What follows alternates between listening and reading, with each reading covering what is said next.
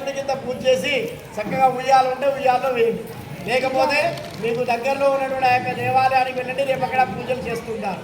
ఇక్కడ మన దగ్గరికి సాయంకాలం 5 గంటలకు వస్తే ఇక్కడ స్వామికి అభిషేకం చేసి స్వామికి ఉయ్యాలలో వేసి అర్చన చేసి పూజ చేయడం జరుగుతూ ఉంటుంది. రేపు సాయంకాలం ఆ కృష్ణాష్టమిలో అందరూ కూడా చక్కగా పాల్గొని ఆ కృష్ణుడి అనుగ్రహాన్ని పొందండి. మీ ఇంట్లో చేస్తే కూడా ఇంకా సంతోషమే చేసుకునేటువంటి వాళ్ళు. దాని తర్వాత కూడా ఇక్కడ మన దగ్గర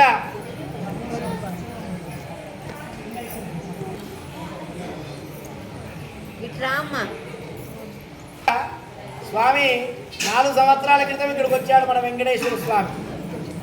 మొన్ననే బ్రహ్మోత్సవాలు అయ్యాయి ఈ స్వామికి.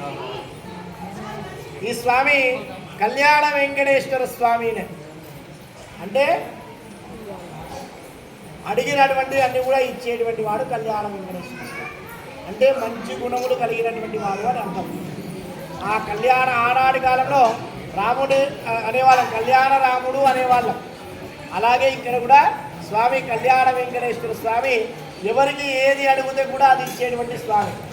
ఈ 4 సంవత్సరాల్లో చాలామందికి చాలా ఇచ్చేశాడు స్వామి.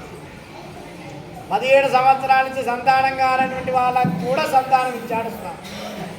1 కాదు 2 కాదు 17 సంవత్సరాలు లక్షలు ఖర్చు పెట్టుకున్నారు. చేయని పూజలు అటువంటి లేదు. కానీ ఇక్కడికి వచ్చి స్వామిని ప్రతిష్ట సమయంలో అప్పుడు దండం పెట్టుకొని స్వామిని పూజించారు, పూజ చేసుకున్నారు. దాని ప్రకారంగా మొదటి బ్రహ్మోత్సవం వరకే స్వామికి అనుగ్రహం వల్ల వాళ్ళకి సంతానం అనేటువంటిది కలిగింది. అవి అలా ఒక వాళ్ళకే కాకుండా ఈ 4 సంవత్సరాలలో ఎంతోమందికి కూడా సంతానాలు కలిగాయి. తర్వాత కళ్యాణాలు కూడా కలిగాయి. కళ్యాణాలంటే ఏదో 23 సంవత్సరాలు 25 సంవత్సరాల వాళ్ళకి కాదు, 30 సంవత్సరాల నుంచి 37 సంవత్సరాలు ఉన్నటువంటి వాళ్ళకి కళ్యాణాలు జరిగాయి వాళ్ళందరికీ కూడా. అంతటి శక్తి మన స్వామి దగ్గర ఉంది. మన బ్రహ్మోత్సవాలలో సంతానం కోసం దాదాపుగా ఒక 3000 మంది జంటలు వచ్చారు ఇక్కడికి. మన తెలంగాణ ఆంధ్రాలో రెండోది మన దుబ్బాక. మొట్టమొదటిది హైదరాబాద్లో చిలుకూరులో అక్కడ వెంకటేశ్వర స్వామి దేవాలయంలో ఇచ్చారు. అప్పుడు అక్కడ లక్షల మంది వచ్చారు. సరిపోలే, 2 రోజులు ఇచ్చారు అక్కడ. కొంతమంది వాపసు వెళ్ళిపోయారు. కానీ మొన్న మనం పోయిన సంవత్సరం 76 మందికి ఇస్తే ఒక 60 మంది తర్వాత 60 మంది వరకు సంతానం కలిగింది. అలా మొన్న 16 జిల్లాల నుంచి 3000 మంది వచ్చారు ఇక్కడికి మన దగ్గర. ఆ 3000 జంటలకి కళ్యాణం, దానికోసం సంతానం కోసం గరుడ ప్రసాదం ఇచ్చాం. దాని తర్వాత 6వ తారీఖు కళ్యాణం చేశాం స్వామికి. ఇలాగే కళ్యాణం కింద హాల్లో చేయించాం.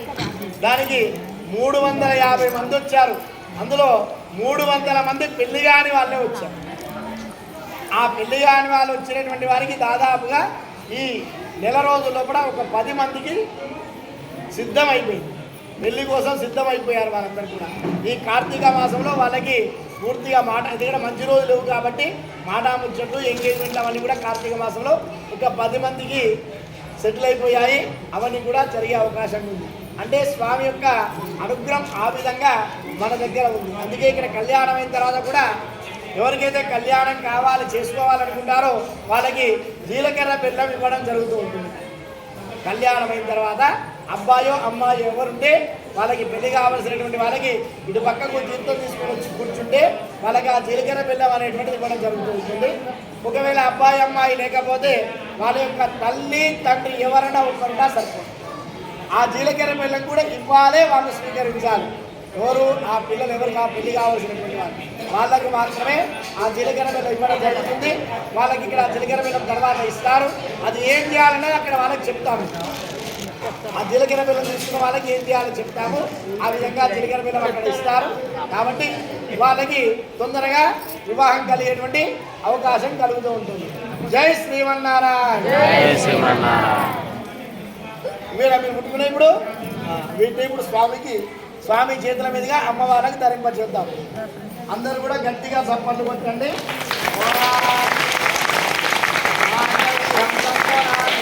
లోకరక్షణ హేతవే